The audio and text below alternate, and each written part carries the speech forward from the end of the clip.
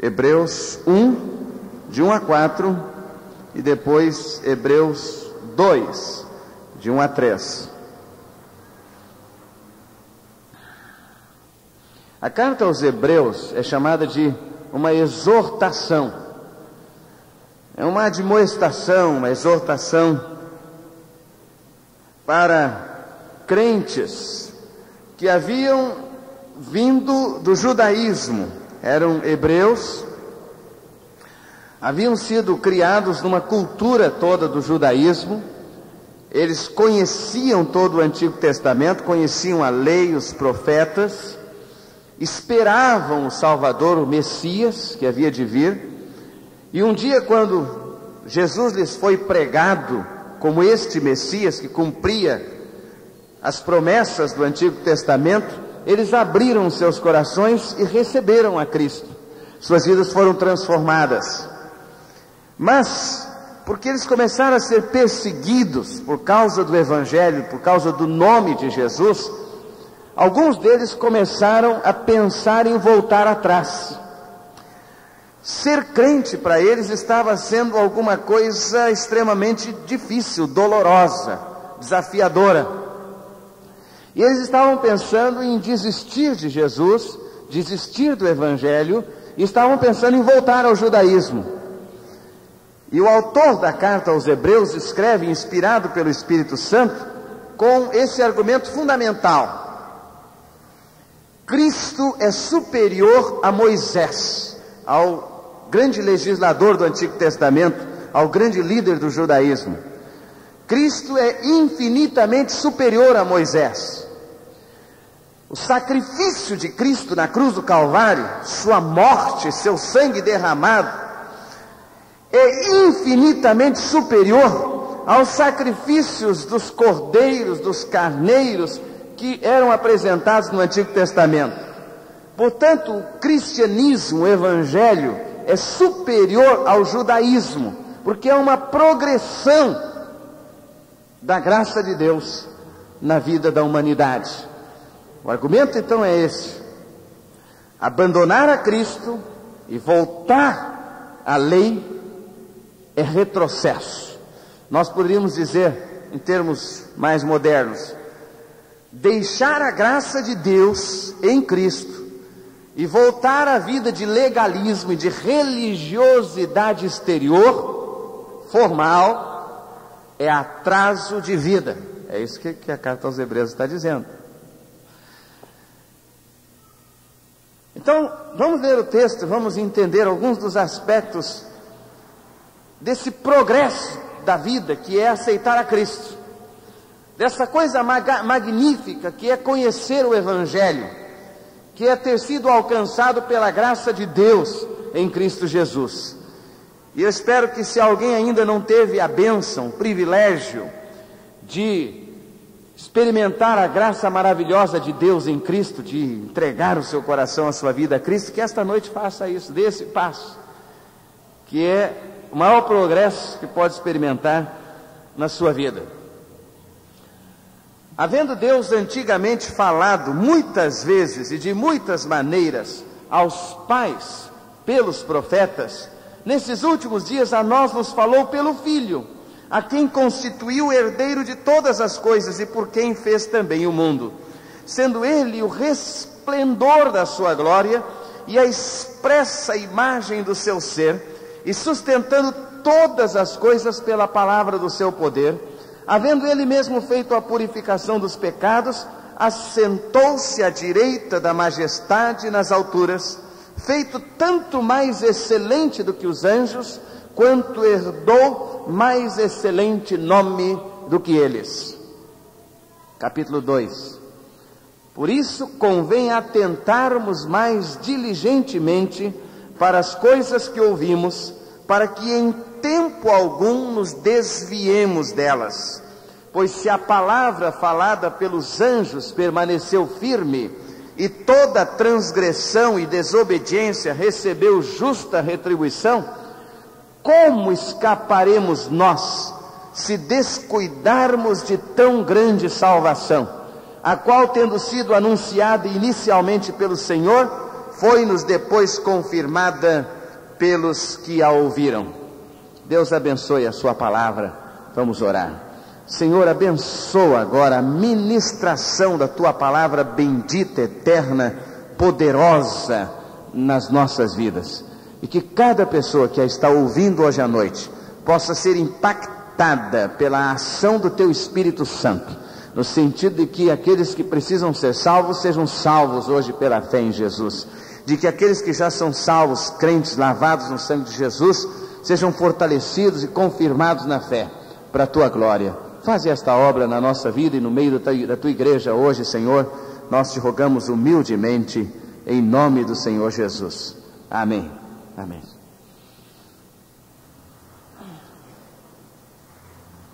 Por que vale a pena continuarmos com Cristo? Eu sei que muitos de vocês que receberam a Cristo estão enfrentando provações e dificuldades. Alguns de vocês receberam a Cristo faz pouco tempo, talvez 1 mês, 2 meses, 5 meses, algumas semanas, quem sabe alguém que se converteu no domingo.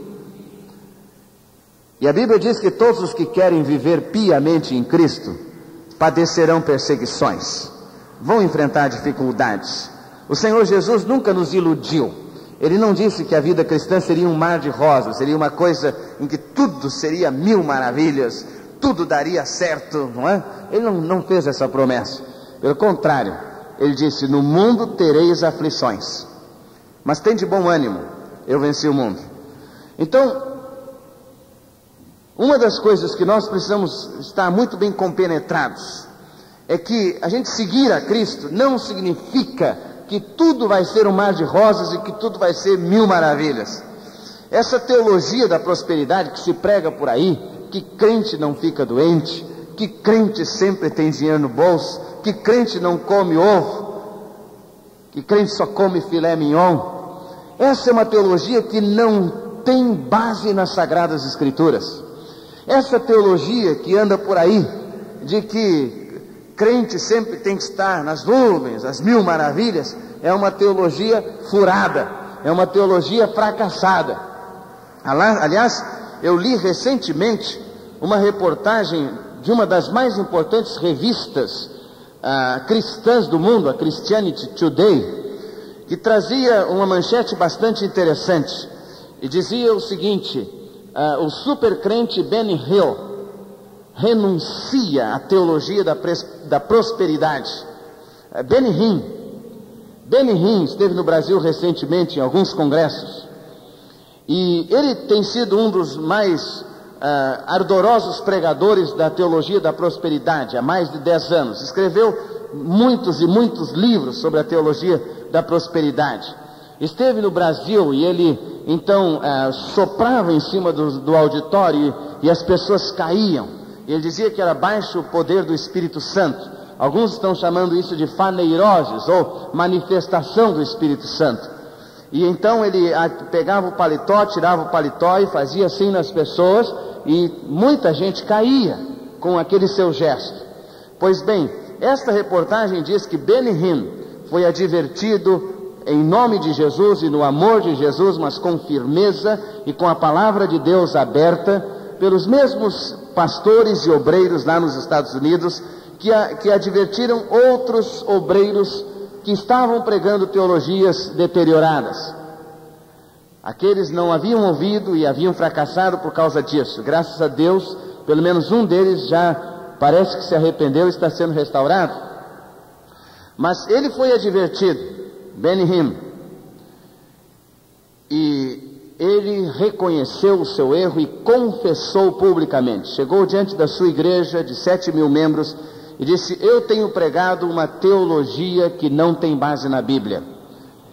Ele disse: um dia eu falei diante de vocês aqui, que o meu pai que morreu de câncer, se ele soubesse a respeito da Bíblia o que eu sei, ele não teria jamais morrido de câncer. Ele disse: eu fui vaidoso quando eu fiz essa declaração, e eu me arrependo do que eu tenho pregado. E ele disse: vou mandar recolher todos os livros que eu escrevi a respeito da teologia da prosperidade. E ele disse: eu reconheço que essas coisas não são do Espírito de Deus. Sabem, há um equívoco nos nossos dias, quando tantas pessoas estão buscando as igrejas para ganhar bênçãos. As pessoas estão buscando a Deus não pelo que Deus é, não pelo que Deus de fato é na sua natureza, mas parece que as pessoas estão buscando a Deus pelo que Deus possa lhes dar. E esse tipo de busca de Deus certamente é uma busca que não faz sentido na mensagem do Evangelho e não tem base nas Escrituras. Nós precisamos buscar a Deus por causa de Deus, e não pelos benefícios que possamos receber de Deus. Um dos grandes equívocos que nós temos cometido como igreja nesse tempo é buscarmos a Deus ou buscarmos a igreja por aquilo que possamos receber de bom, por aquilo que possamos receber de bênção. Nós estamos cantando quando chegamos na igreja: eu vim buscar uma bênção, eu vim buscar uma bênção. Esse é um engano. Nós precisamos mudar o nosso cântico e dizer: eu vim buscar o Deus Todo-Poderoso, o Deus vivo. O grande problema desses crentes hebreus é que eles agora estavam assustados, porque tendo se convertido a Cristo, eles estavam enfrentando problemas, eles estavam enfrentando provações, eles estavam enfrentando lutas, e eles estavam confundidos com isso, eles estavam escandalizados com isso. Eles disseram: nós vamos agora abandonar a Cristo, porque esse negócio de seguir a Cristo está nos trazendo problemas. Eu lembro alguns anos atrás de um irmão que capotou, um irmão de nossa igreja que capotou com seu caminhão, e os seus amigos vieram e disseram: mas que Deus é esse seu, que deixou seu caminhão capotar com toda a carga? Onde está o seu Deus? E ele disse: o Deus que eu conheço, o Deus a quem eu sirvo, é o Deus que pode transformar o mal em bem, é o Deus que está comigo na hora difícil, é o Deus que está comigo na hora da provação, é o Deus que está comigo quando as coisas vão mal, é o Deus que me sustenta quando eu estou desempregado, é o Deus que me abençoa e me sustenta até na hora da morte. Esse é o Deus a quem eu sirvo. Deus não prometeu que tudo vai ser mil maravilhas, e eu louvo ao Senhor por isso, mas Ele prometeu nos dar graça, sustento, conforto, sua presença bendita no meio de todas as circunstâncias. E é isso que eu tenho aprendido nas Sagradas Escrituras. Nós temos passado por problemas, por aflições, por angústias. Nós não estamos livres disso, nós não somos melhores do que ninguém, mas nós temos a graça de Jesus que nos sustenta e nos fortalece, nos dá forças que nós não temos em nós mesmos.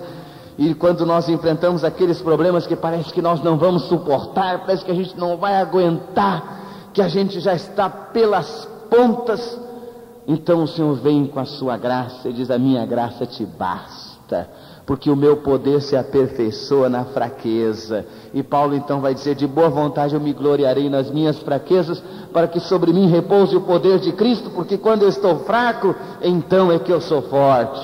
Amém? Isso aí. Então não se assuste quando vierem as provações, não se assustem quando vierem as lutas, as dificuldades, mas estejam firmes. E firmes por quê? Porque vale a pena. Nós temos um Salvador que é o nosso sumo sacerdote, é aquele que nos leva à presença do Pai, é aquele que invadiu os céus, porque tinha autoridade para isso, é aquele que rasgou o véu de alto a baixo na sua morte na cruz, quando a sua carne foi rasgada. É aquele Salvador todo-poderoso que entrou na presença do Pai em nosso lugar e nos dá o mesmo acesso à presença do Pai.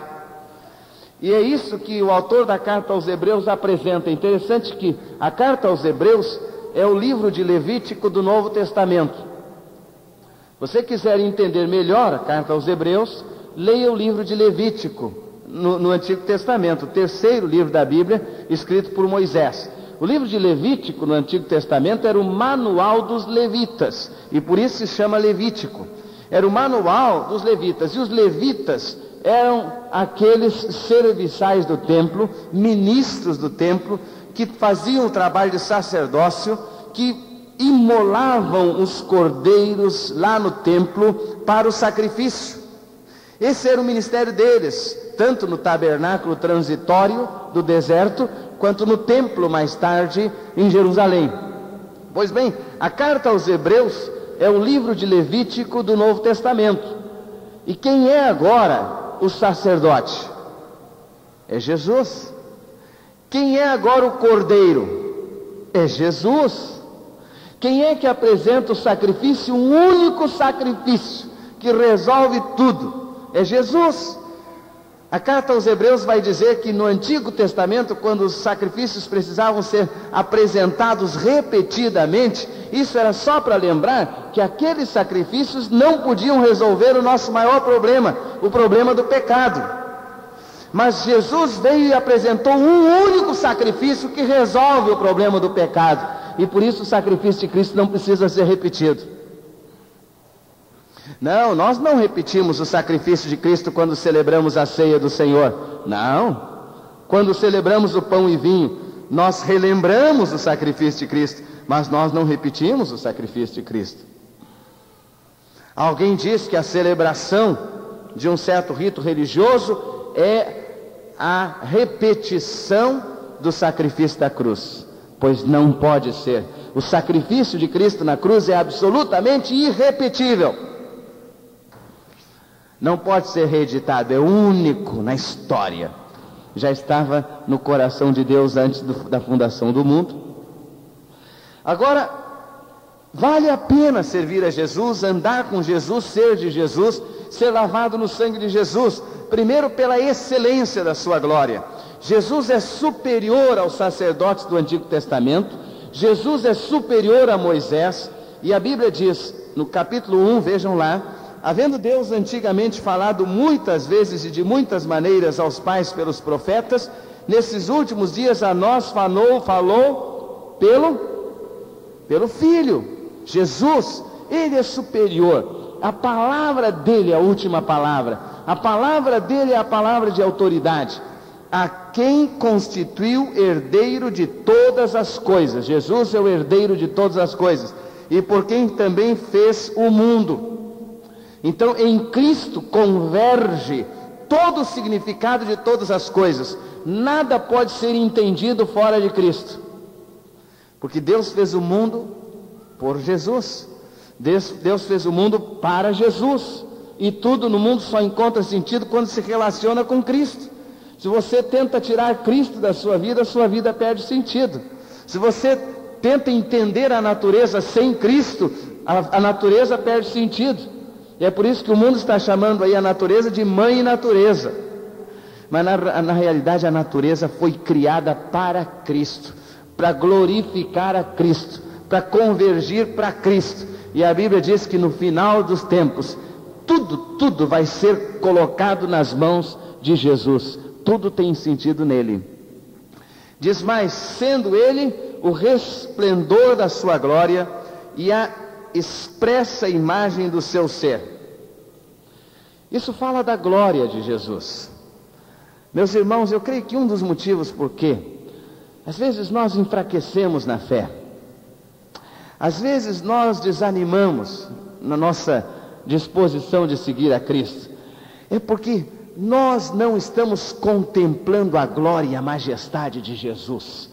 Nós não estamos convivendo com Jesus de modo que possamos perceber o resplendor da sua glória, o quanto ele é magnífico, o quanto ele é glorioso, o quanto ele é excelso, o quanto ele é maravilhoso. A gente até canta nos hinos, a gente diz: Jesus, tu és um rio de vida. Mas será que a gente está vivendo isso? Será que a gente está experimentando esse rio atravessar a gente?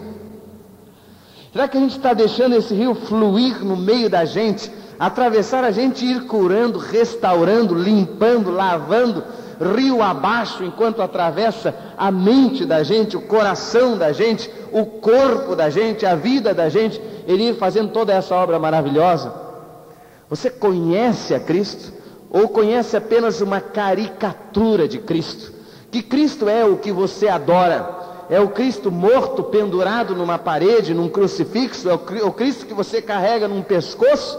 Ou é o Cristo que mora no seu coração, que domina a sua vida, que você conhece na intimidade da sua oração, que você conversa com Ele enquanto caminha a cada dia, você o glorifica, você o louva porque você o conhece. Nós precisamos desse conhecimento pessoal de Jesus.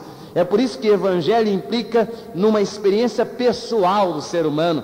Você não se torna crente porque o seu pai seja crente. Você não tem garantida a sua entrada nos céus porque o seu pai foi para os céus pela fé em Jesus.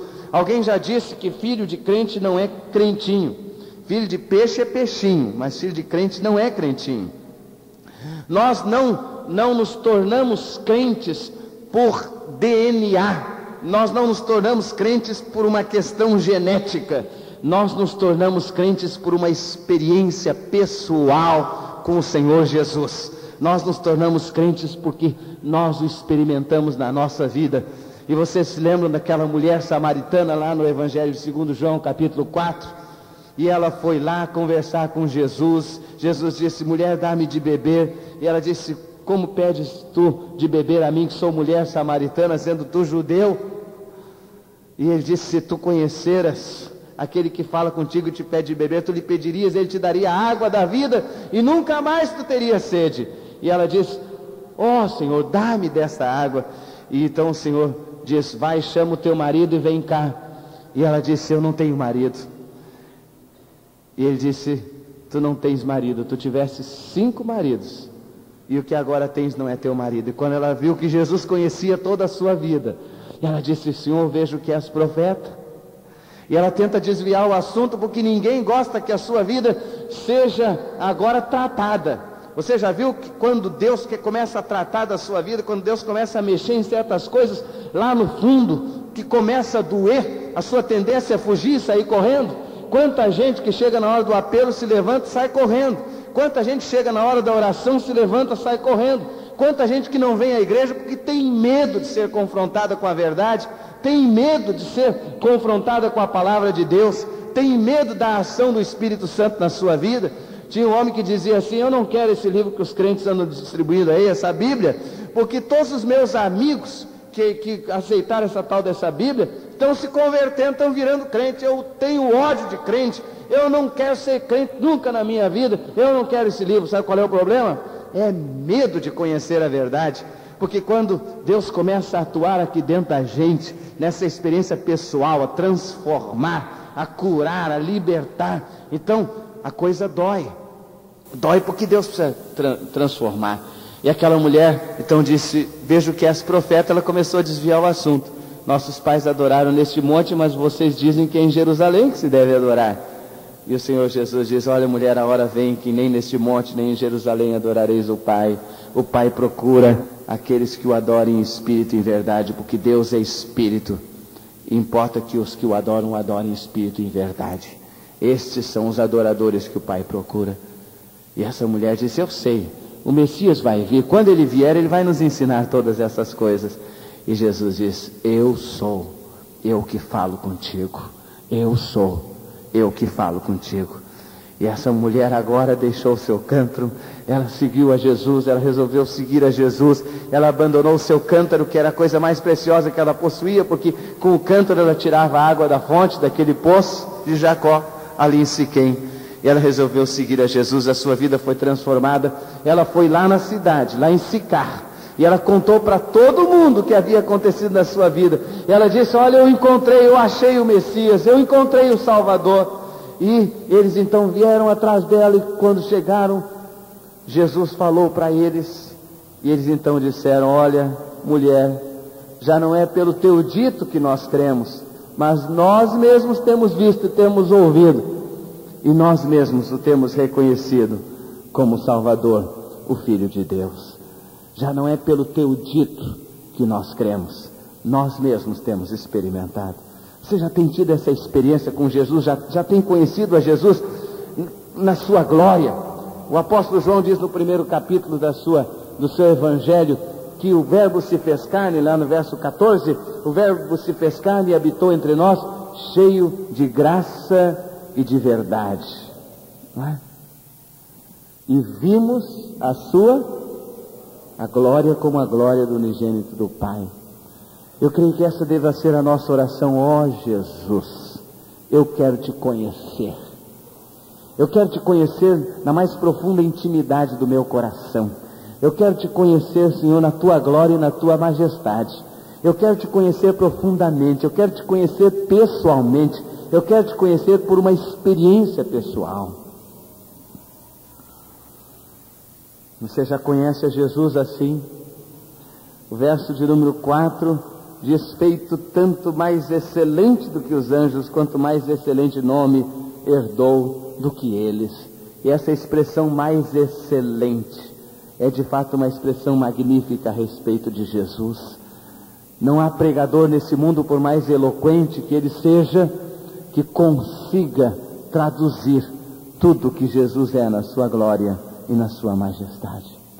Por isso, o autor da carta aos Hebreus está dizendo: fique com Jesus, por mais que isso seja difícil, por mais que isso seja doloroso, por mais que isso represente aflições, angústias, oposição e dificuldades, fique com Jesus, porque vale a pena. Ele é mais excelente, Ele é melhor. O cantor Beverly Shea, que era o cantor da cruzada Billy Graham, acompanhou Billy Graham tantos anos nas suas cruzadas, uma bênção de Deus, compôs um hino, e nesse hino ele dizia: Jesus é melhor.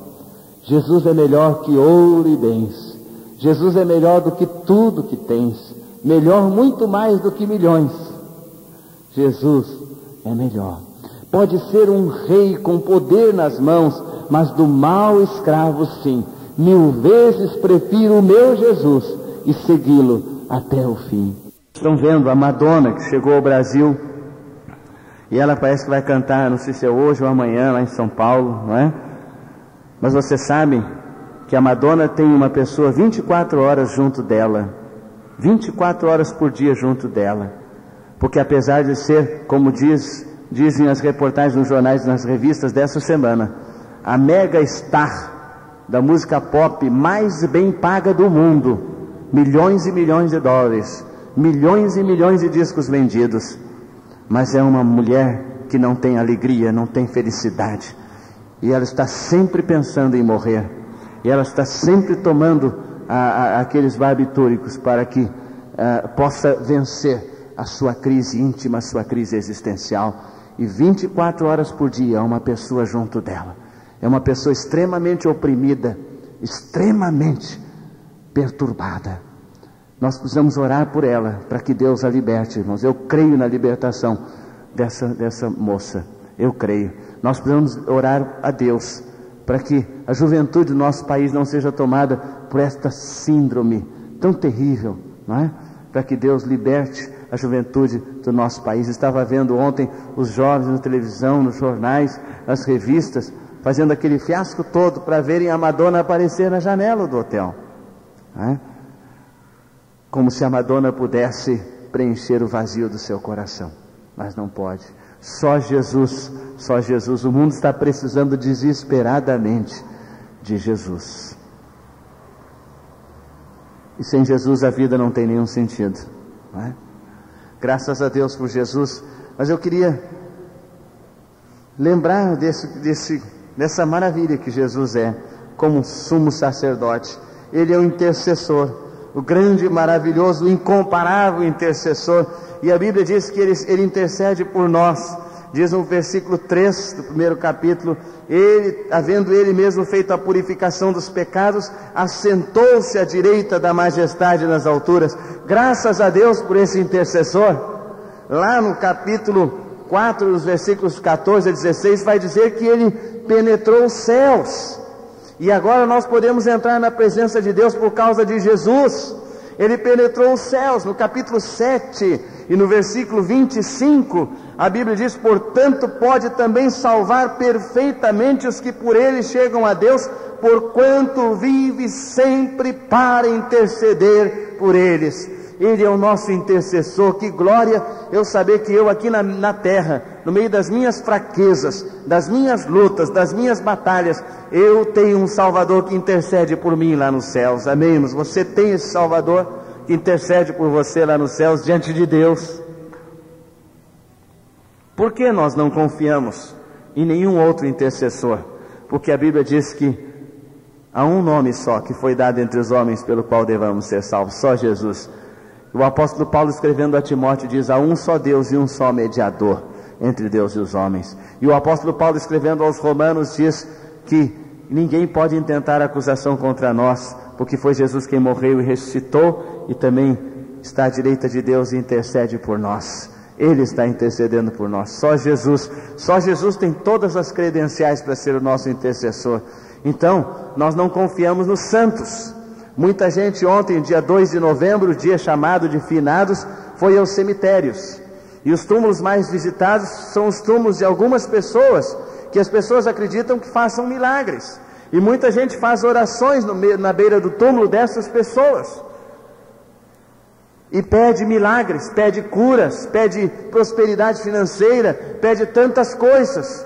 Mas eu posso te dizer, nenhum, a não ser Jesus, tem autoridade para interceder diante do Pai, porque Deus o elegeu para ser o nosso único intercessor. Ninguém mais pode chegar na presença de Deus em favor de você, a não ser Jesus, porque só Jesus viveu sem pecado, só Ele entrou no Santo dos Santos, Ele é o nosso sumo sacerdote. Nenhuma entidade do mundo espiritual, nenhum guia do mundo espiritual, nenhuma entidade do mundo, do extramundo, pode interceder por você, nenhuma entidade pode realmente conseguir a bênção que você precisa. Só Jesus, nenhum santo, nem Maria, nossa querida irmã Maria, mãe de Jesus, nem ela pode resolver o seu problema. Só Jesus. A Bíblia diz que Ele é o resplendor da glória de Deus, e só Ele pode interceder por nós, porque Ele está sentado à direita de Deus. Oh, que essa seja uma noite em que você coloque toda a sua confiança em Jesus, e só em Jesus, na graça maravilhosa de Jesus, porque foi Ele que morreu por mim e por você na cruz, lá no Calvário, e derramou o seu sangue. Sabe de uma coisa? Há 2 motivos porque eu não apelo a mais ninguém para interceder por mim na presença de Deus. Primeiro, porque é uma ofensa contra Jesus pedir a outro, quando Deus o elegeu para ser o nosso intercessor, o sumo sacerdote. Segundo, porque não adianta pedir a outro, porque Deus elegeu Jesus para ser o nosso sacerdote na presença do Pai. Baixe a sua cabeça hoje à noite. Você está enfrentando aflições, angústias, problemas, provações. Está difícil seguir a Cristo. Saiba, vale a pena seguir a Jesus. Não há outro caminho. Você não foi chamado para o Evangelho para tirar proveito do Evangelho. Você foi chamado para servir a Jesus por causa de Jesus. Você foi chamado para servir a Deus por causa do que Deus é, e não por causa do que Deus possa lhe dar. E é quando a gente entende isso e passa a viver isso, que a vida cristã passa a ter de fato sentido. Em quem você tem colocado a sua esperança? A Bíblia diz que Deus elegeu Jesus, o Filho de Deus, que desceu à terra para ser o nosso Salvador. Deus o elegeu como mais excelente. Só Ele, só Jesus, o Filho de Deus, que se fez homem para trazer uma mensagem dos céus a nós. Só Ele pode dar salvação.